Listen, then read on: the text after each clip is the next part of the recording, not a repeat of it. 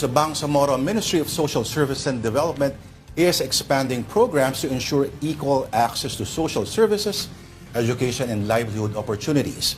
These are all for residents as the region marks its 7th year of autonomy. And mobile journalist Marymon Reyes has the report. A Filipino in Luzon should be equal to a Filipino in Visayas and equal to a Filipino in Mindanao and equal to a Filipino in Bangsamoro. All rights, privileges, access to peace and development projects, budget, accorded to them equally if we want to remain a citizen and an equal citizen of this sovereign nation. Alongside the foundation of the Bangsamoro Autonomous Region of Muslim Mindanao, now on its 7th year, is the Ministry of Social Services and Development, or the MSSD, acting as its regional executive department, the BARM's primary agency for social service delivery. It goes hand in hand with the transition and normalization period of the region, to which several programs are being implemented, including mental health, psychosocial support, assistance to trafficking survivors recovery, emergency and disaster relief assistance, provision of safe shelters for women and children in crisis, cash for work assistance, access to education and livelihood opportunities, and child youth welfare programs such as its Kupko program for the orphan, free birth registration, and feeding programs. In a forum, the MSSD shared that one thing everyone should know about the region is that it is no longer about violence, as they have seen a decrease in internal conflicts. Rather, it is now a conquest of reaching each and every Moro to extend the means and opportunities of living a peaceful and stable life. This, especially the youth who may have experienced forced labor, trauma, or sense of being lost.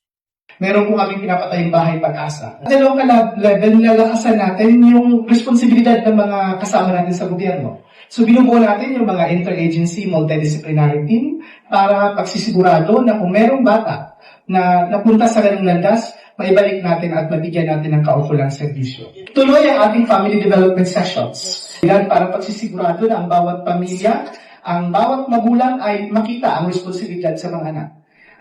Throughout day 1 of the MSSD's Tanglao Forum and connecting with members of national and regional media, it was seen that communication is crucial to striking the stigma surrounding the region on its historical journey towards autonomy to its much-awaited parliamentary elections. On talks of sovereignty, according to the minister of the MSSD, while the region is holding on to its agreement with the national government for autonomy and keeping strong its share of protecting the country and its coastal areas, they are still watching out for future hurdles. I think if we are able to show that this autonomy works, then maybe that is the end of that struggle. Sa ngayon po, I will have to say that some parts of the agreement did not find their way into the law. Like, yung kinanta ko po, yung shared power sana sa public order, it's not there at the DOL. Yung power over Sharia, it's still under the Supreme Court. So, meron pa rin pong mga ganyan na kailangan pang bunuin. So, challenge pa rin sa Bangsamoro Transition Authority and the regular governments how they make use of the powers that are and the resources provided to them. Therefore, Philippines needs the Bangsamoro people. And the Bangsamoro people need our Filipino brothers and sisters to understand that our destiny is intertwined with yours. And perhaps when the time comes that you can count the number of skyscrapers here, the same as in Makati or BGC, then that is progress in terms of equity. Kapatid mobile journalist Marymon Reyes, we are One News.